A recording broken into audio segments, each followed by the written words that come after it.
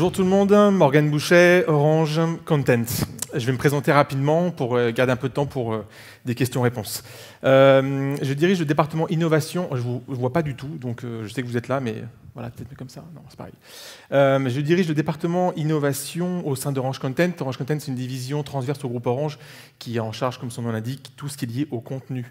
Et dans cette entité, on regarde tous les nouveaux sujets, disruptifs ou non, qui sont liés de près ou de loin au contenu.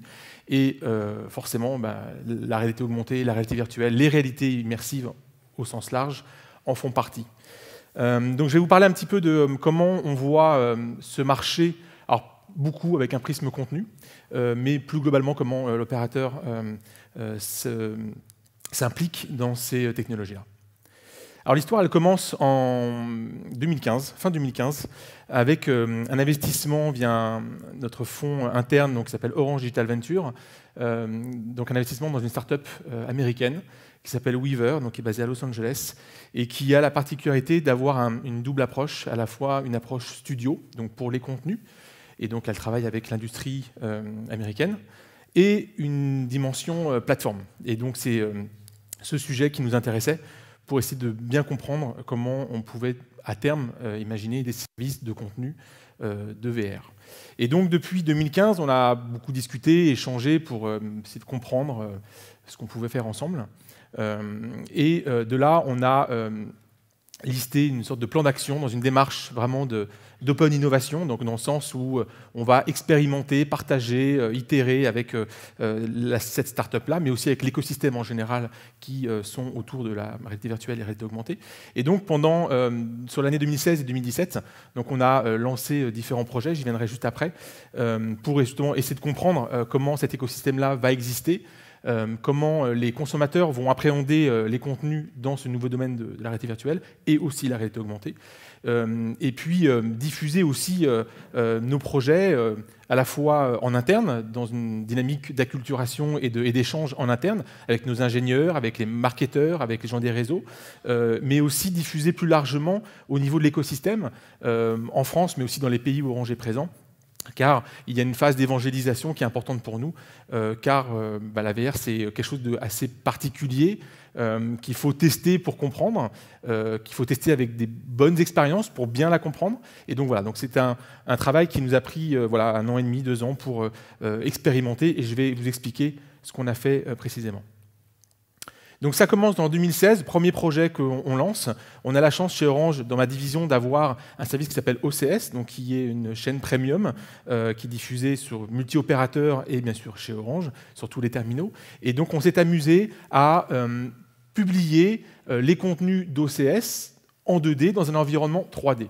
Alors je ne vous cache pas qu'au départ, on se dit mais c'est quoi le use case en fait à faire ce type de schéma où on va avoir du contenu 2D dans un environnement 3D, autant regarder devant la télévision. Mais on avait le service, les contenus, la technologie qui était là, et on était dans une démarche d'expérimentation, donc on s'est dit ok, on va le tester.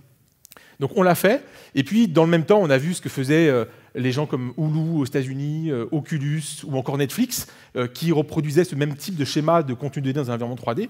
Et là, on s'est un peu amusé à comprendre et à décrypter les usages des consommateurs. Et puis on s'est aussi amusé à rajouter des features, à rajouter des fonctionnalités, notamment autour du social, issues de Facebook, puisqu'il y a des API aujourd'hui qui sont disponibles chez Facebook et Oculus pour imaginer l'expérience sociale dans un cinéma immersif. Donc ce premier projet, donc OCSVR, et puis de là, on est allé un cran plus loin en disant ok, on a du contenu 2D dans un environnement 3D, mais idéalement, ça serait quand même bien de pouvoir distribuer du contenu nativement en VR pour les publics. Alors c'est vrai que historiquement, au contenu chez Orange, on a des services de télévision, de vidéo à la demande, de musique à la demande, etc. etc., etc. Donc on s'est dit, essayons d'imaginer ce que pourrait être un service de VR on demand sur nos plateformes pour nos consommateurs, mais toujours dans une logique d'expérimentation et d'apprentissage de ce type de service et de use case. Et donc on a lancé Orange VR Experience, basé sur la technologie de Weaver, avec à la fois bien sûr notre contenu OCS, mais aussi donc des contenus natifs. Et puis on a rajouté d'autres contenus, des contenus de jeux, et puis des contenus issus de nos partenaires historiques chez Orange, qui soient en France, en Europe, mais aussi à Hollywood, dans nos accords autour de la vidéo à la demande. Et donc aujourd'hui, on a cette plateforme avec des contenus qui nous sert à bien comprendre le paysage et les usages des consommateurs. Et puis, pour boucler la boucle, avec les équipes qui s'occupent des terminaux donc, chez Orange, on a distribué, et on le distribue encore, un casque qui s'appelle Orange VR2, qui s'appelait Orange VR1 l'an passé, au niveau européen, qu'on retrouve dans les boutiques Orange. Et là, en se disant, ce casque-là va nous servir aussi à rendre accessible et très grand public la réalité virtuelle, car aujourd'hui, il y a beaucoup de casques, des prix assez élevés, et donc on voulait proposer un casque qui soit seulement accessible en termes de prix, mais avec un confort d'utilisation, puisqu'il a le son intégré, et une qualité très correcte pour ce prix. Et donc voilà, donc on a un écosystème, le casque, les contenus, la plateforme, des fonctions sociales qu'on n'a pas encore branchées publiquement, mais qu'on s'amuse en laboratoire à comprendre et à analyser et à utiliser pour imaginer les services futurs autour des contenus. On s'est amusé aussi dans cette logique de partenariat et d'open innovation à brancher des solutions techniques de partenaires et de start-up, donc notamment autour de la monétisation et de la publicité, puisque sur un modèle gratuit, ce qui est aujourd'hui notre cas, puisqu'il n'y a pas de business, donc on est dans une approche d'expérimentation. Aussi, qu'est-ce qu'il y a en termes de publicité dans cet écosystème-là? Donc on s'est amusé à brancher des solutions de start-up, mais je crois qu'il y a une intervention demain d'une des start-up avec laquelle on travaille. Voilà pour Orange VR Experience, donc c'est notre plateforme. On continue de l'enrichir tous les jours avec des contenus nouveaux pour bien comprendre ce que les gens et les consommateurs vont consommer au final, parce qu'il ne s'agit pas de nous penser ce que les consommateurs vont vouloir consommer demain, mais bien de prendre le pouls et de comprendre ce qu'ils ont envie d'avoir. Et donc l'idée, c'est de proposer des choses qui aillent de la musique aux jeux vidéo, à la fiction, au documentaire, pour avoir un large panel de contenus à distribuer dans cette approche expérimentale. Donc les partenaires, rapidement, donc bien sûr Weaver, des studios français comme Backlight, Honky Tonk, mais aussi donc des studios américains comme Baobab et Penrose, des plus gros studios comme Warner ou Fox, et Jones aussi, qui est une start-up américaine, et puis des studios un peu hybrides. Il y a un événement, je crois, samedi autour du e-sport et ici au sein de Virtuality. Voilà, donc on essaie aussi de tester des nouveaux modèles de contenu dont on pense que la VR va être un élément assez important pour les rendre encore plus grand public. Donc le e-sport VR, typiquement, on pense qu'il y a des choses qui vont mixer le social et l'expérientiel autour de cette thématique-là. Jeux mobile, bien sûr, le jeu va être central dans ces expériences-là, mais ça, on peut se dire que quelque part, on le sait tous, que le jeu est central dans la réalité virtuelle, mais on le propose aussi dans notre expérimentation et dans notre plateforme. Alors sur 2018, c'est quoi le programme et comment on voit les choses? Donc, c'est, comme je disais, continuer à proposer des contenus, toujours pour avoir les meilleurs insights des consommateurs et bien comprendre ce que les consommateurs ont envie de consommer. Continuer donc sur cet axe-là, mais aussi, dans le même temps, regarder ce qu'il est possible de faire et d'imaginer en termes de réalité augmentée, où là, le spectre est extrêmement large, la VR aussi, mais l'AR, je pense, encore plus. Dans cette logique de contenu, je pense que c'est plus difficile pour trouver le bon prisme pour aller trouver des expériences autour de la réalité augmentée dans le domaine du divertissement notamment, qui est un des secteurs, moi, que je gère au quotidien. Mais en tout cas, voilà, on va essayer de comprendre et de tester des choses sur cette technologie-là. Et puis, un sujet extrêmement important pour un groupe comme Orange, bien évidemment, c'est de rendre la chose convergente.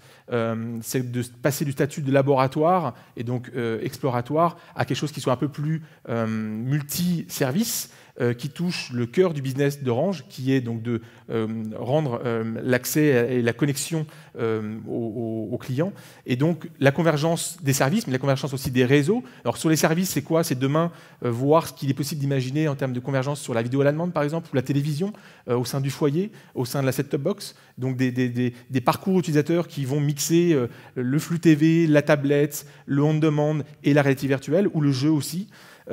Et également, bien sûr, le réseau, parce qu'on n'en parle pas beaucoup encore, mais ça commence à venir tout doucement. L'AVR, l'AR, ce sont des technologies qui sont extrêmement donc, immersives, extrêmement excitantes, mais qui pèsent excessivement lourd. Et donc, sur des fichiers réalité virtuelle qui sont 5 à 10 fois plus volumineux qu'un fichier 4K classique, les questions de la fibre et de la 5G vont demain être probablement clés dans la diffusion de ces contenus-là, en demande, mais après-demain en live, donc en streaming, et donc encore doublement un point important sur cet aspect-là.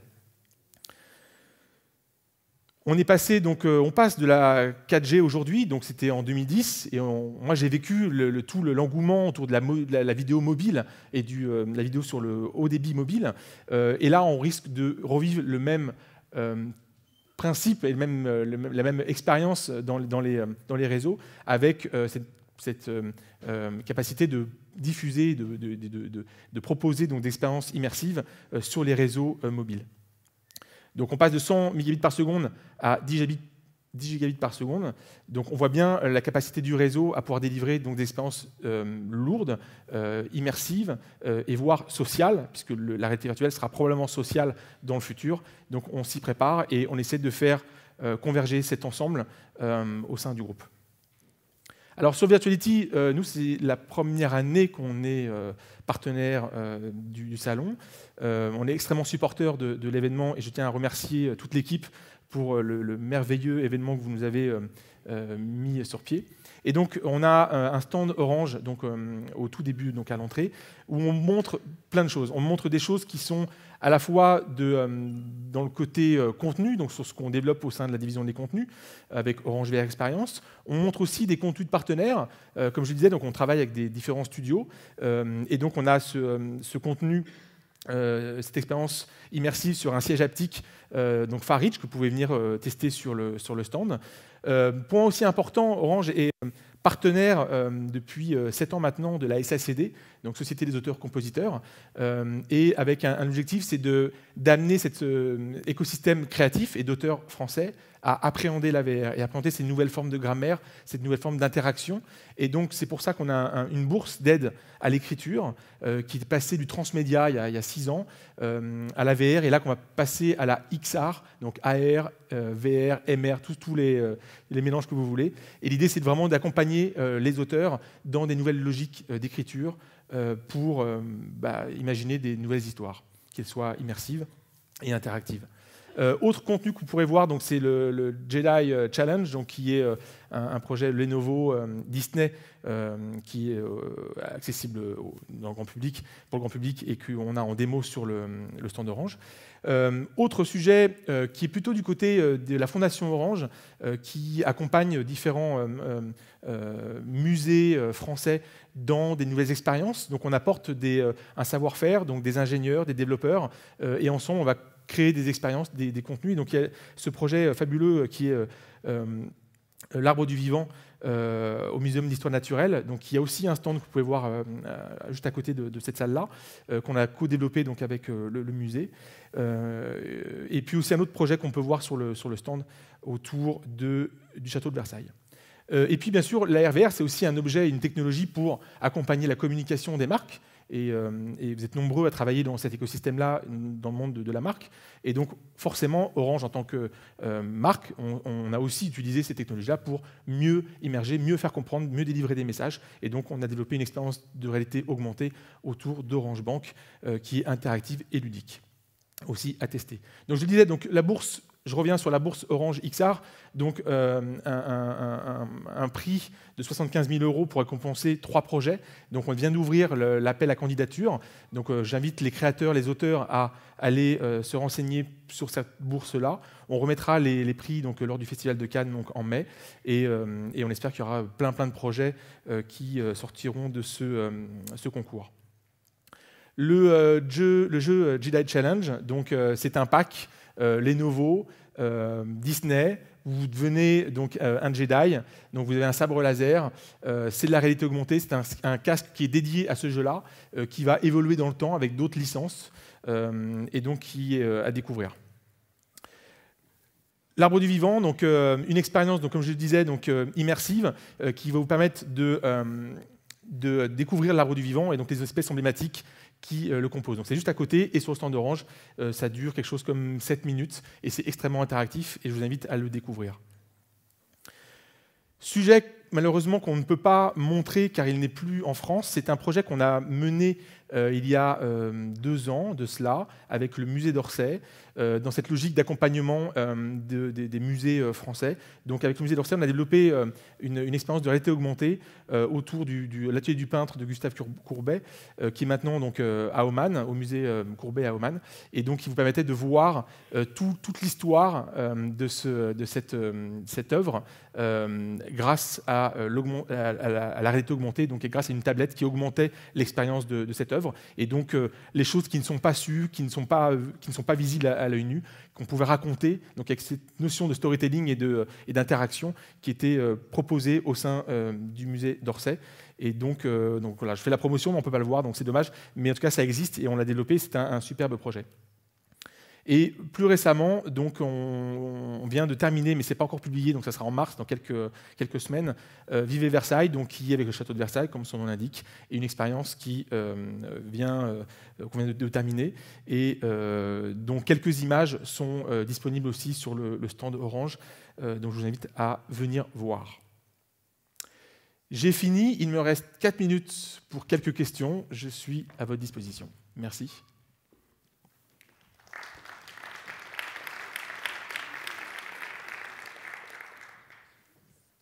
Question. Oui. Bonjour, merci. Bonjour. Je vois que vous parlez beaucoup d'une approche B2C pour aider les gens à s'immerger et à peut-être s'octroyer ces réalités immersives.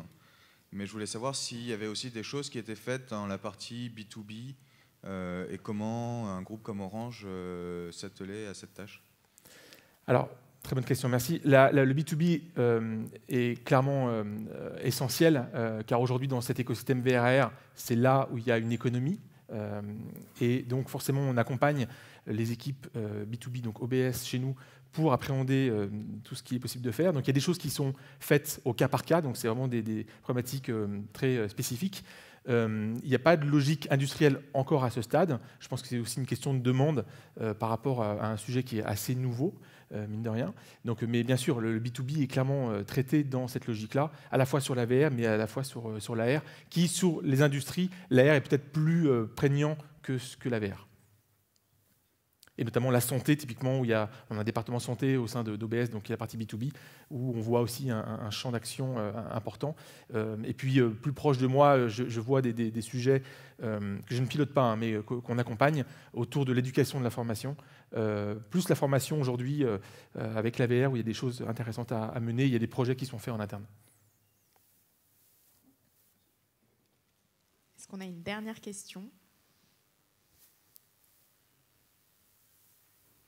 Écoutez, je vous remercie beaucoup. Merci. Et pour ceux qui veulent, vous pouvez le retrouver à l'espace Talk to the Speaker, juste en dehors de la salle. Merci. Merci beaucoup.